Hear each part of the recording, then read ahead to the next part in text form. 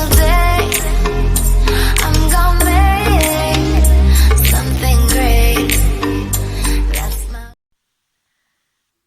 Welcome to the first online reading of the first book in the Nisa Qamar series, Nisa Qamar and the Master of Jinniaville.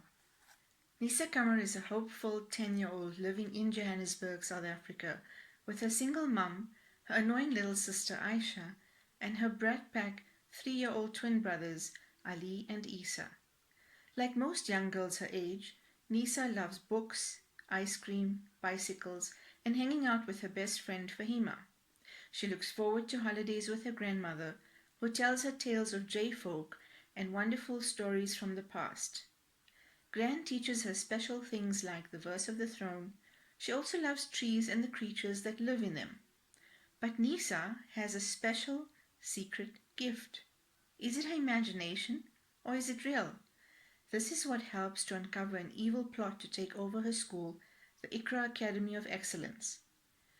In a race against time, she must find out who she can trust to stop the evil troublemaker or lose the game to the Master of Jinniaville. Chapter 1. December is my favorite time of the year. The sun sways in the bright blue sky like a happy sunflower, and the summer holidays stretch for a full 5 weeks. This means that we can sleep past 9 o'clock. We don't have to wear school uniforms, and ice cream. There's always ice cream. Auntie Rahma from next door makes the best flavors of ice cream. She calls me Nitha because she can't say Nisa. I don't mind. She's always nice to me. All the children in the neighborhood know that if they stop by her place with a small plastic teacup from a playset, she will carefully scoop a ball of licorice or watermelon or some other fruity flavored ice cream into their cups. The idea is to find a shady spot under the trees to enjoy the treat before it melts under the greedy gaze of the sun. The Christmas weekend is usually quiet here in Johannesburg. Most of our neighbors go off to the coast or fly to somewhere special for their holiday. The Maliks went to Istanbul last year. They brought pictures of the Sultan Ahmed Mosque to the school. I think they're going to Spain this year. The Harris family are in Malaysia. Auntie Rahma is away at her sister's place in Middelburg. Ever since Mum and Daddy got divorced 2 years ago, we haven't been on a proper holiday, but that's okay. I know that Mum is doing everything she can to keep things together. Mum works as a receptionist for Dr. Ahmed, the dentist. My younger sister Aisha and I go to the Iqra Academy of Excellence, one of the best schools in Jozi. And the twins, well, they keep me busy most of the afternoons. Sometimes being a big sister is fun. At other times, not so much. Ali and Isa are 3 years old, our little brat pack. Grandma Julie comes to stay with us during the holidays. I love her visits. She's quiet, just like me.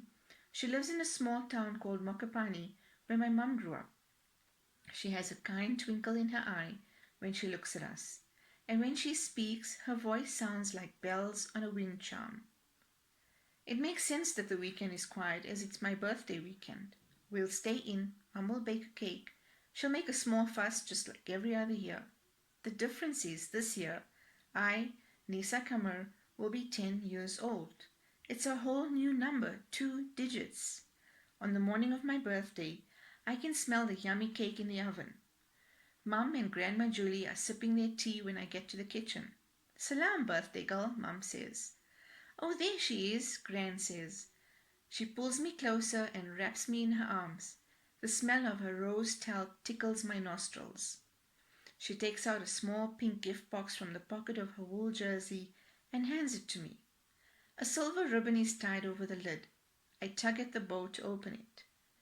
There's a little blue butterfly brooch inside the box. It sparkles when the light touches it. I wore it when I was little. Your mum wore it for a while, she says. I want you to have it now.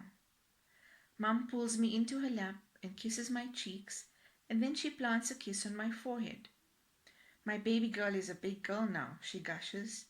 Aisha is a baby, Ma, I protest. I forget how much she fusses on birthdays. I'm not a baby, Aisha says as she enters the kitchen. Her voice is a bit too loud for a 7-year-old. I wonder if there's a volume button for her to keep it low. I shake my head to ignore her.